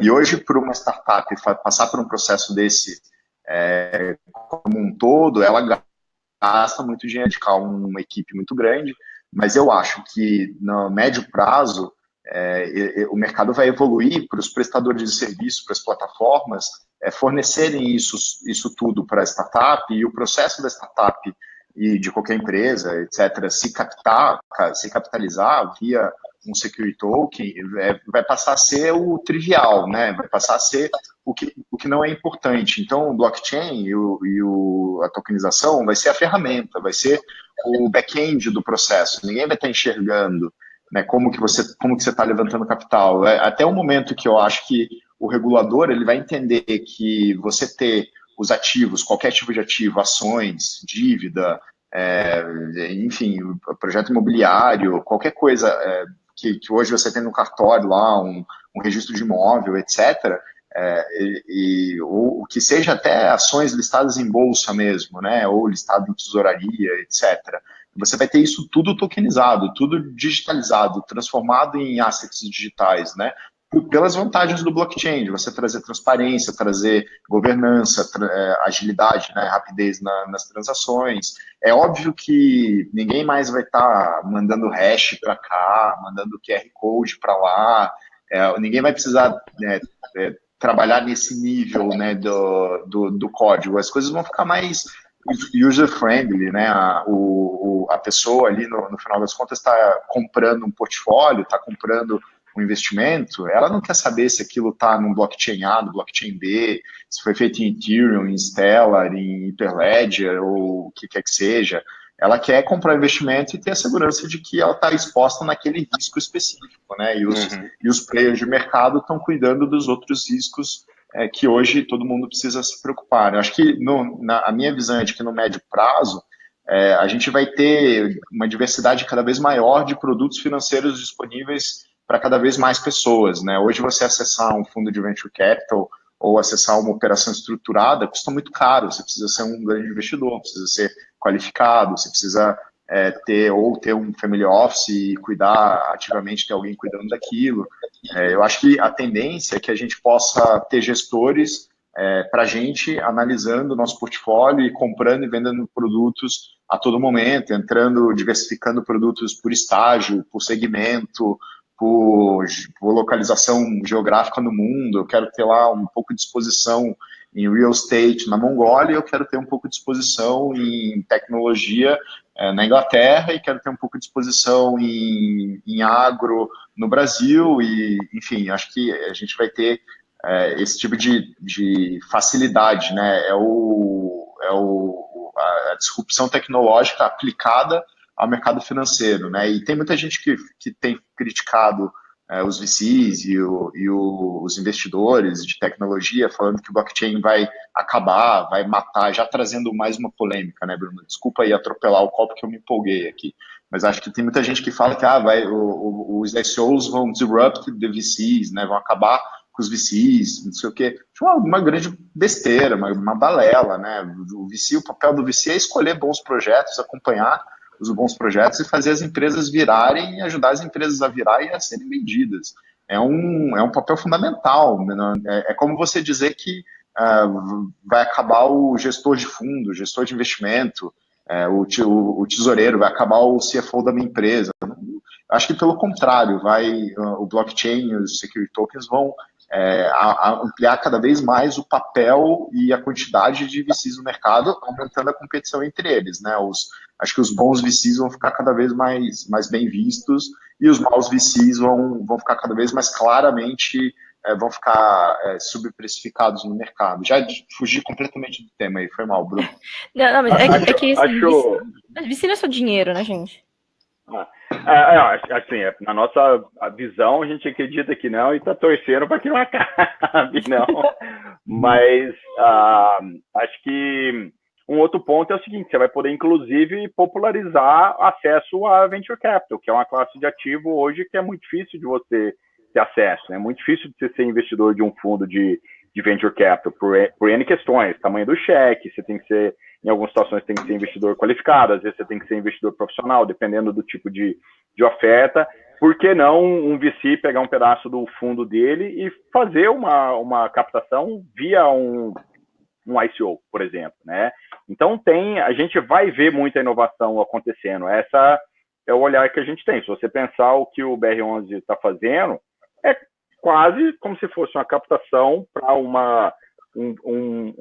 um fundo de growth, aquelas empresas já existem, o dinheiro vai entrar nas empresas e é um negócio legal, diferente, que tem um mix de cara de VC, um mix de cara de ICO, e mais gente vai poder participar do que era pelos métodos tradicionais. Então, eu acho que tem de tudo. Só uma pergunta que eu achei legal aqui do Felipe Amorim, que é a história lá de, por exemplo, se um anjo ou um VC ou um fundo de qualquer tipo entrou no equity antes numa empresa que vai fazer um ICO depois, como é que fica a questão de liquidez? Eu não tenho a menor ideia. Essa é uma das perguntas que a gente se faz aqui também, porque é interessante, porque imagina o seguinte: o investimento VC tradicional, você compra equity esperando que lá na frente aquele equity vai ter um ato de liquidez, em geral um M&A ou uma oferta, né, na bolsa, um IPO, e você vai vender suas ações ali. Só que se a empresa, dependendo do tipo de oferta, né, não estou falando que são todos, mas imagina que você investiu numa empresa que vai fazer um ICO de um utility token e foi tão bem sucedido que ela nunca mais precisa de funding e ela não tem mais um problema de precisar fazer captação. Pode ser que aquele equity nunca vai ter liquidez, a não ser que você crie mecanismos para lidar com isso, né? Você transformar o equity em tokens. Então tem um monte de coisa que a gente está esperando para ver quais são os modelos que vão funcionar. Se tiver dica aí, Felipe, todo mundo que estiver no grupo, adoraria ler mais e aprender mais sobre isso. Eu vi alguns modelos que, quando você compra uma participação numa empresa que vai fazer um ICO, é muito mais de utility, né? Se for security, você naturalmente vai ser convertido no token, mas o investidor ele compra ambos.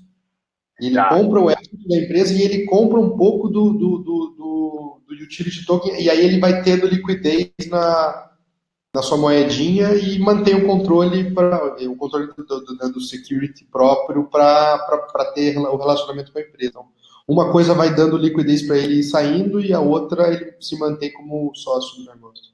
Eu já vi de tudo também, mas são perguntas legais, são exatamente o tipo de coisa que a gente ainda não sabe nem como é que vai funcionar, né? Se esses modelos vão ser bons ou não, como é que fica a governança, como é que fica o aspecto de a board, tem um monte de coisa que a indústria de venture desenvolveu nos últimos 50 anos que funcionam muito bem, que podem ser que não funcionam exatamente bem nesse novo modelo, né? Até porque você pode investir num momento que ela não planejou fazer o ICO, e aí ela, de repente, criou um ICO na metade do caminho, e você não tem aí o acesso ao papel, né? Não tem acesso ao papel, né? É uma coisa do passado.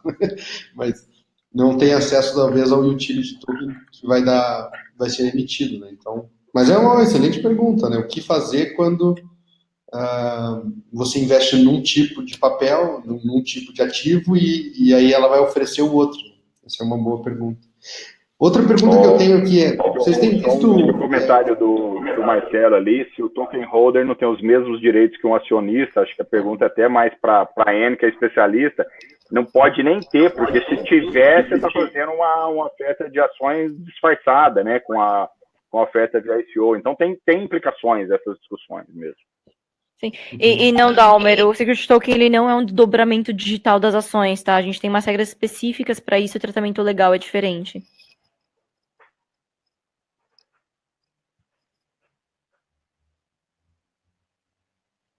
Eu tinha entendido que realmente era quase que a mesma coisa, assim, interessante. Não, até o que eu tinha comentado antes ali no chat, não necessariamente o Security Token, ele tem correlação com as ações que representam capital social. Ele é um valor mobiliário, ou seja, ele é um investimento em dinheiro com expectativa de lucro, mas não necessariamente ele é uma ação, que é tipo que paga dividendos, que é o capital social.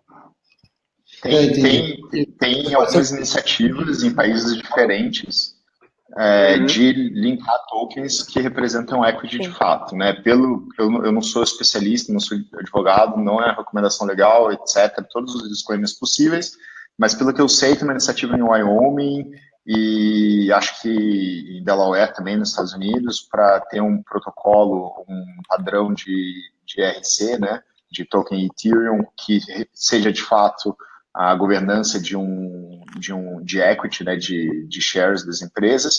E eu sei que tem a iniciativa da Neofund também, acho que é na Alemanha ou na Suíça, não fugiu o lugar agora, de ter equity tokens, né, e os tokens de fato serem representações do equity na jurisdição deles, né. Então acho que vale assim, hoje, no estágio hoje, a Anne está certa, né, hoje no estágio hoje do mercado de security tokens, nenhuma jurisdição está clara de que um token representa ação, né? Mas você pode, por exemplo, fazer uma representação de algum direito que aquela ação da empresa, ou que aquela cota de um fundo, aquela cota de uma empresa, de fato, tenha o valor mobiliário, represente um retorno para o token holder, né? Você tem... por exemplo, quando você compra a Silverblock Capital nos Estados Unidos, para fugir um pouco dos nossos exemplos até agora, você está comprando um subscription, né, um LP agreement, num fundo de venture capital nos Estados Unidos, emitido em Nova York, e você de fato tem direito aos retornos daquele fundo, né? Então, não é equity, mas é participação no fundo. Você lastreia contratualmente, porque legalmente falando eu não consigo fazer essa relação hoje. Porque assim, só para deixar bem claro isso, quando eu faço um ICO e emito um Security Token, eu emito Security Token no número que eu quiser, que eu achar que o mercado absorve, uma questão puramente econômica. Quando eu aumento capital social, eu coloco dinheiro na empresa, o capital social tem contrapartida ali. Então é um pouco diferente, porque para o usuário final é muito parecido. Eu comprei um token, eu coloquei dinheiro na empresa, mas você não colocou dinheiro no capital social da empresa. Se ela tiver passivo, você não herda, por exemplo. Então você não recebe dividendos. É completamente diferente a relação. Você pode lastrear, você pode fazer uma colored coin, você pode fazer isso de alguma forma. O que a gente não consegue fazer, na verdade, tornar isso automático. O que a gente tem é que algumas jurisdições reconhecem que o token poderia ser conversível, assim como a debenture em participação societária naquela jurisdição, mas não que o token é automaticamente um pedaço do capital social. Exato, o token, ele passa a ser um token mesmo, né? Ele é um token que você pode ter o direito a, de fato, assinar o contrato. O que eu tenho visto nos últimos Security Tokens Offerings, aí, nos últimos ICOs Security Token, a prática é que você, além de comprar o token, você assina algum tipo de documento. Então, quando você vende aquele token que você tem para outra pessoa, essa outra pessoa ela precisa assinar outro documento também, né? Porque juridicamente ela precisa ter o link jurídico com o emissor, né? Acho que e o token de fato representa isso, o direito de você ir lá e ser um novo contrato, né? Que representa aquilo. O André está comentando a iniciativa André, de Delaware. Que eu saiba a iniciativa em fase de implementação, tá? Que eu saiba, Exato, não tem nada de verdade funcionando ainda. Assim, eu vi os sistemas deles recentemente e ainda estava sendo implementado. Até porque a lei lá é estadual. Então, tipo, eu até consigo fazer isso em alguns lugares. Delaware queria colocar blockchain, por exemplo, na junta comercial deles, mas é fase de implementação. Foi outro padrão, né? Eles desenvolveram um padrão próprio deles, né? Tá na lei, mas ainda não tá funcionando. A gente tem bastante exemplo aqui no Brasil, por exemplo, Exato. gente. Exato. Pessoal, vamos encaminhando para as perguntas finais aí. Se quiser fazer mais perguntas, daqui a pouco a gente vai encerrar.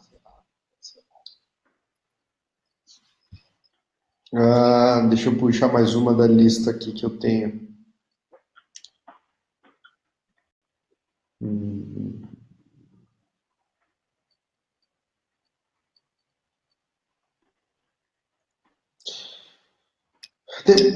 Tem interesse, o Heitor fez uma pergunta faz um tempo, tem interesse em fazer um ICO para arrecadar fundos e investir em geração de energia, ou seja, estaria investindo para a construção imobiliária, ou construção da geração de energia, né?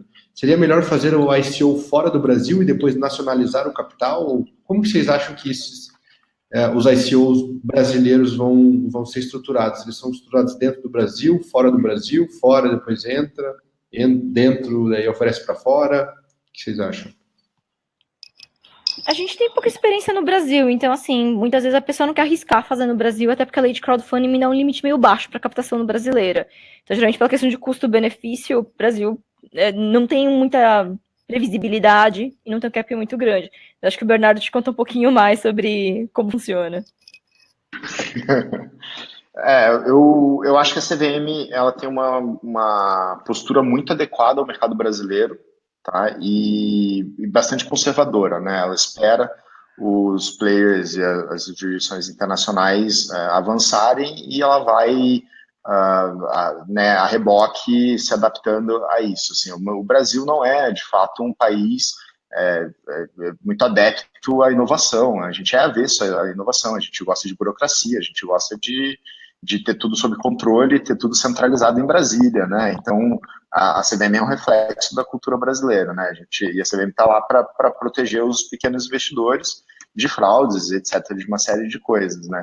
Eu acho que a gente vai evoluir no Brasil, no médio prazo, acho que vai demorar aí talvez 1 ano, 2 anos, a CVM vai lançar, eu acho, né? Estou fazendo uma suposição aqui, vai lançar alguma iniciativa quando os players brasileiros tiverem iniciativas bem coerentes, ela vai lançar regulações que sejam coerentes com o mercado brasileiro também, deixando as coisas mais claras, né? Acho que, por enquanto, os caminhos que o empreendedor brasileiro pode fazer é abrir empresa, holding, enfim, depende muito da estrutura jurídica dele, em alguma jurisdição mais favorável, fazer o levantamento do capital, o ICO, etc., internacionalmente, e se preocupar com não ofertar os produtos no Brasil para brasileiros, para não incorrer em problemas com a CVM, que está ali com o papel de proteger os brasileiros, né? Tem esse detalhe, assim como você vai, mesmo fazendo uma oferta, como a Anne comentou anteriormente, está fazendo uma oferta, mesmo que seja da Suíça, onde já está mais clara a regulação, e você vai receber investidores americanos, você vai precisar respeitar a regulação da SEC, o Jobs Act, vai ter que fazer um feeding de Reg D, Reg A+, alguma coisa assim. a não ser que você bloqueie e proíba para investidores americanos. Acho que vale mesmo para o Brasil, né? Os casos de empresas brasileiras que fizeram ICOs até agora caminharam nesse sentido, né? Foram para a Estônia, foram para outros países, acho que até sendo conservadores, sendo prudentes como empreendedores, como empresários. Você tem o teu dever, né, com a sua empresa, com os seus funcionários, com seus outros sócios, seus outros investidores, de não fazer nada fora da lei, sem uma clareza jurídica.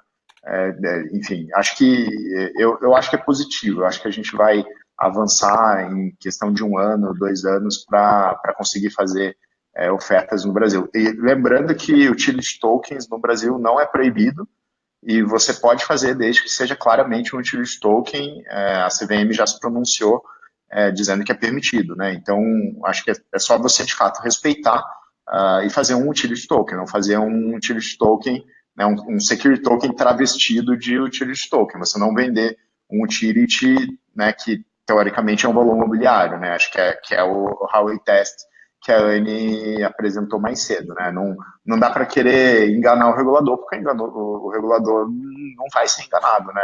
Com toda honestidade e sinceridade do mundo, não dá para achar que o regulador é bobo, né? Nem a CVM, nem o Banco Central, nem o COAF, e fazem papéis importantes no mercado, né? Acho que às vezes a gente confunde mesmo meio que essas coisas. O Manuel falou muito bem antes sobre isso. Uhum. Só ressaltando que o André Carreira estava comentando aqui, o security, ele é muito associado a valor mobiliário e a participação societária, mas, na verdade, ele é um super grupo, como ele chamou. Ele é qualquer coisa que seja um valor mobiliário. Então, uma debenture, um título de dívida conversível é um valor mobiliário. Um mercado futuro, ele é valor mobiliário também. Até que o André comentou aqui também que a CVM fala em sandbox, mas, assim, a gente tem que ter um pouco de paciência. Eu entendo que a gente acha que está demorando muito, mas vamos lembrar que o peer do Banco Central está entrando agora online. Tem gente que já viu, jura que funciona. Pessoalmente, eu não vi, mas eu quero muito acreditar que funciona. E assim, está indo. É que é uma tecnologia muito nova. E o mercado brasileiro, desde que a gente teve aquela questão toda do Collor fazendo o confisco, o mercado brasileiro para captação de poupança popular é um mercado muito arredio. Então a gente tem que ir com um pouco de calma mesmo nisso. Perfeito. Pessoal, as perguntas que a gente não conseguiu responder, a gente pode responder nas redes sociais depois. A gente anotou todas elas aqui para responder. Vamos se encaminhar para fechar, a gente passou um pouco do tempo. Queria agradecer aqui a presença dos mentores, dos especialistas, Manuel, Bernardo, Anne, todo mundo que nos assistiu até agora. Um salve de Júpiter para todos vocês. Não é uma coisa meio Spock, assim? A gente meio que emprestou. Mas o símbolo da nossa comunidade se espalhou. Só lembrar para vocês, aqui da parte do Founder Institute, que a gente tem o fellowship do Mastermind. Então, quem tem desenvolvendo um negócio relacionado a blockchain no seu core, a gente quer dar uma bolsa para você participar do Founder Institute na sua cidade. E voltar aqui a falar que a gente vai ter o episódio número 3 de Blockchain ICOs. Esse webinar vai acontecer dia 29 de setembro. E a gente ainda está montando o line-up, a gente avisa para vocês nas redes sociais. Certo? Pessoal, muito obrigado pela presença e até a próxima. Muito obrigado a vocês. Se quiserem se despedir, fiquem à vontade. Valeu, pessoal. Não comprem shitcoin. Comprem Dogecoin, que é a única moeda estável no mercado de cripto. Tá no mudo, Manuel, a gente tá te ouvindo. Responder a pergunta do André ali, na Redpoint a gente está estudando o assunto, a gente não tem nenhum projeto ainda com cripto.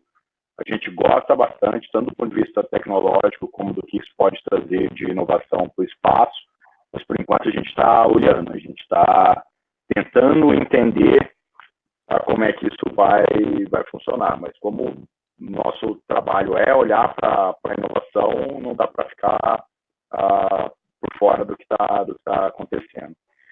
Quem quiser conhecer conhecer mais o que a gente faz, a gente tem o nosso site, dá um pulo lá no Cubo também. Agora a gente mudou nosso escritório lá para o Cubo Novo, que está bem legal. Acho que vamos ter papos sobre blockchain e cripto lá sempre acontecendo. Então, acho que o recado que eu daria vai com calma, porque tem muita incerteza, e se tiver um problema relacionado especialmente a cruzar essas linhas aí de regulação, pode ser um problema sério. Então, esteja sempre bem assessorado, foco em fazer as coisas direito. Eu acho que e um pouco do DNA nosso lá, pensa só na tecnologia pela tecnologia, pensa muito no problema que você quer resolver, o que é o seu projeto lá ali, se o projeto fizer sentido, o problema é relevante, tem mercado, eu não acredito que vai faltar funding, dependendo do método que você vai usar para fazer a captação. Então, vamos em frente aí, boa sorte. Obrigada, gente. Valeu, tchau, tchau.